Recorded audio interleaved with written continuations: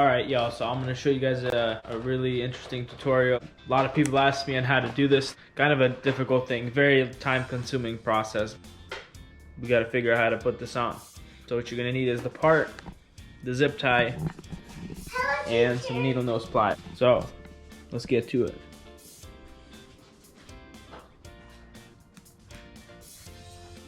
And that's how it's done, boys. That was the tutorial for today.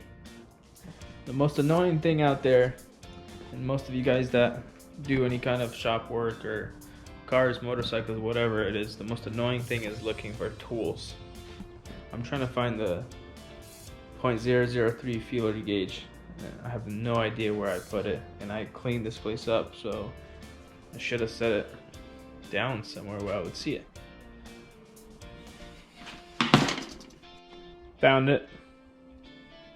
Alright guys, now that the valves are adjusted, let's go for a ride.